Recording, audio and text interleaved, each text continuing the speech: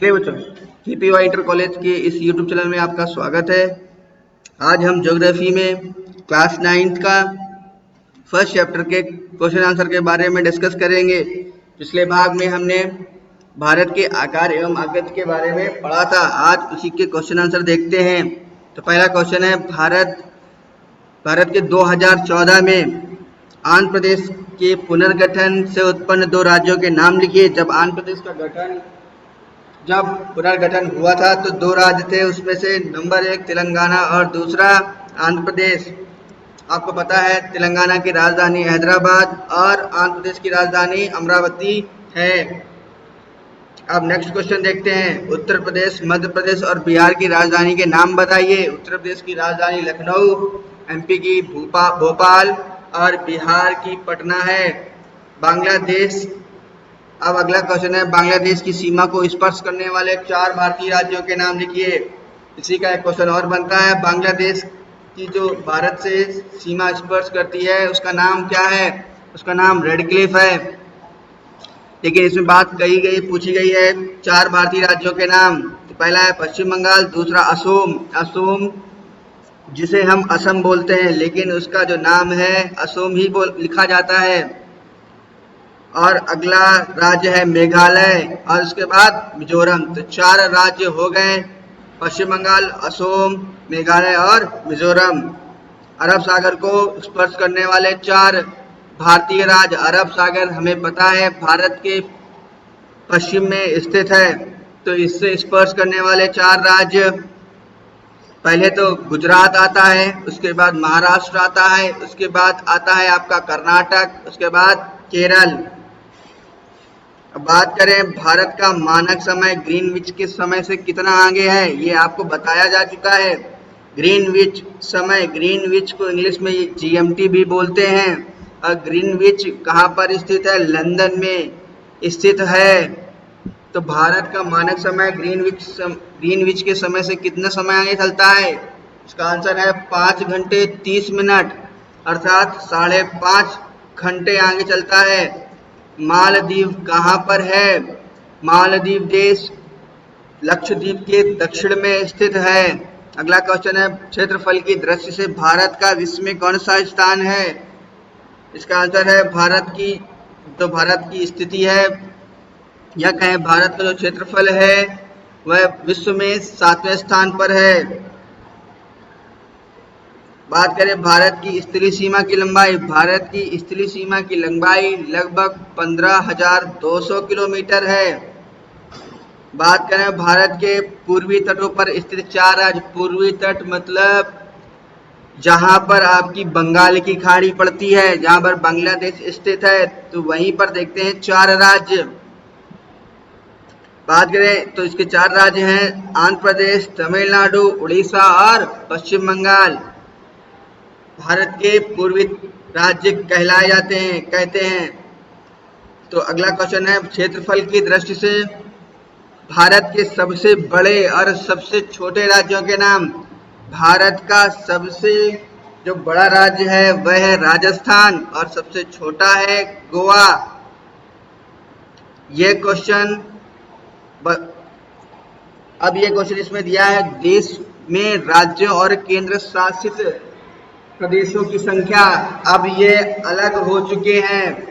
बात करें, इसमें दिया है आज देश में राज्यों की संख्या 29, जबकि इस समय 28 राज्य हैं एवं केंद्र शासित या कहें संघ शासित प्रदेशों की संख्या 8 है।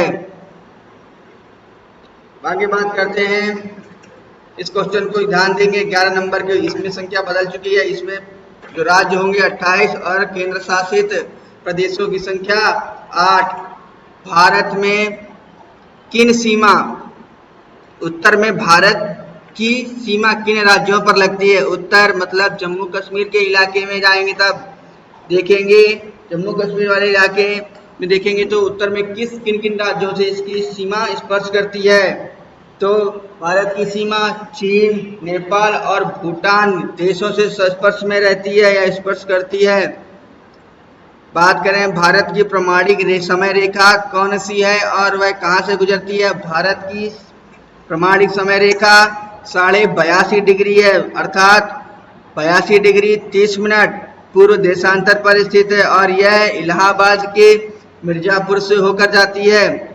भारत के दो पड़ोसी द्वीपी राज्यों कौन कौन से हैं? पड़ोसी द्वीपी राज्य या देश कहें, द्वीपी देश। तो भारत के पड़ोसी द्वीपी देश का मतलब पहले जान लें क्या होता है। द्वीप क्या होता है? द्वीप वह होता है जिस देश के चारों ओर जल समाधि होती है या चारों ओर जल से घिरा होता है, उसे द्वीप कहते हैं। तो दक्षिण में आप जानते हैं पड़ोसी द्वीपी राज्य दो हैं भारत के। तो नंबर 1 श्रीलंका और नंबर 2 मालदीव। ये भारत के पड़ोसी देश हैं, द्वीपी देश। बात करें भारत के तीनों ओर स्थित महासागरों के नाम लिखिए। बता चुके हैं आपको, भारत के पूर्व में बंगाल की खाड़ी और पश्चिम में अरब सागर तथा दक्षिण में हिंद महासागर है। अब आगे क्वेश्चन है, कौन से राज्य अंतरराष्ट्रीय सीमा तथा समुद्र तट को स्पर्श नहीं करते हैं? तो बात करें अंतरराष्ट्रीय सीमा और समुद्र को स्पर्श कौन नहीं करते हैं, तो हरियाणा, मध्य प्रदेश और छत्तीसगढ़। झारखंड की सीमा ना ही अंतरराष्ट्रीय सीमा और ना ही समुद्री तट सीमा से मिलती है। अगला क्वेश्चन है, कन्याकुमारी और कश्मीर में दिन रात की अवधि में अंतर क्यों है?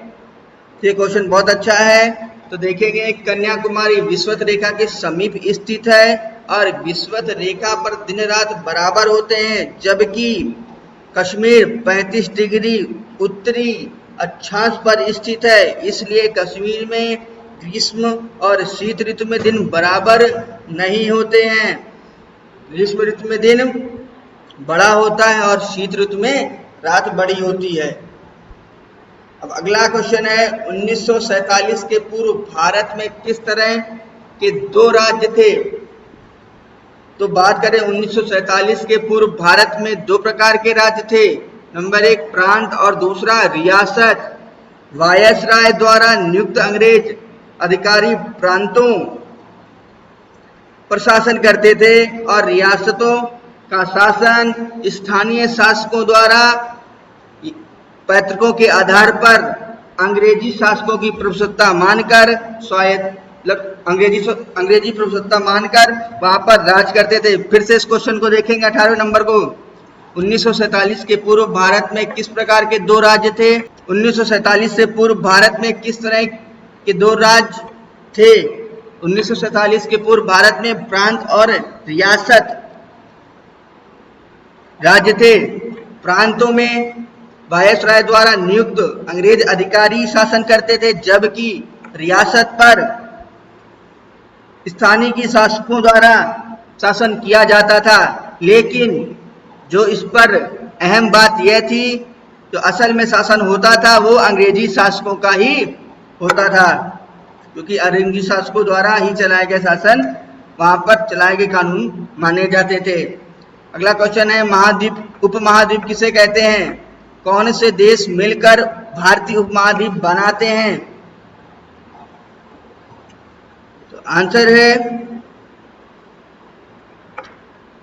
उपमहाद्वीप एक विशाल भौगोलिक इकाई है जो शेष महाद्वीप से अलग दिखाई देती है।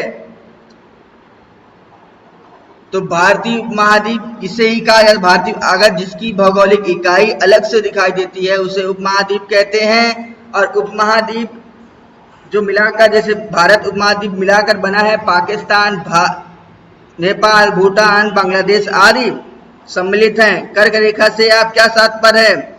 23.5 डिग्री उत्तरी अक्षांश से गुजरने वाली रेखा कर्क रेखा कहलाती है, जो पूरे देश को 2 बराबर भागों में बांटती है।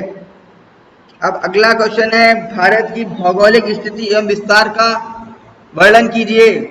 क्षेत्रफल की दृष्टि से भारत का विश्व में 7वां स्थान है और भारत का क्षेत्रफल 32,87,263 वर्ग किलोमीटर है। इसी को अगर कहें तो 32.8 लाख वर्ग किलोमीटर है, जो कि विश्व के भूभाग का 2.4% है।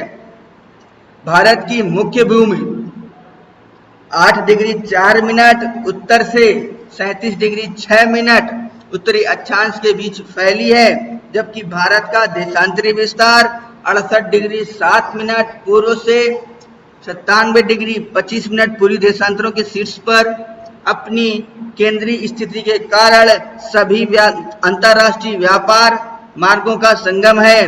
परिणाम स्वरूप विश्व के लगभग सभी देशों के साथ इसके व्यापारी संबंध हैं।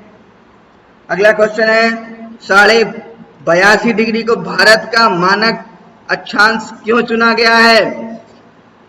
82.5 डिग्री को भारत का मानक अक्षांश चुना गया है क्योंकि यह उन अक्षांश और देशांतर रेखाओं के मध्य स्थित है जिनमें हमारा देश स्थित है। यह इलाहाबाद से होकर गुजरती है। भारतीय मानक समय, जिसे IST बोलते हैं, इंडियन स्टैंडर्ड टाइम, की गणना 82.5 डिग्री पूर्व अक्षांश से की जाती है, जो कि उत्तर प्रदेश में इलाहाबाद के पास स्थित मिर्जापुर कस्बे से एकदम पूर्व से होकर गुजरती है। समय के अंतर के कारण किसी प्रकार के भ्रम से बचने और पूरे देश के लिए एक मानक समय निर्धारित करने के लिए 82.5 डिग्री अर्थात 82 डिग्री 30 मिनट पूर्वी अक्षांश से गुजरने वाली रेखा को चुना गया है। यही कारण है कि पूरे देश में घड़ियां एक ही समय बताती हैं। ये क्वेश्चन, यह लेसन यहीं पर समाप्त होता है और इसे याद भी करते चलें। अगले लेक्चर में आपको इस चैप्टर के कुछ क्वेश्चन आंसर दिए जाएंगे जिसे आप बोर्ड की परीक्षा को दृष्टि में रखते हुए याद करेंगे। धन्यवाद।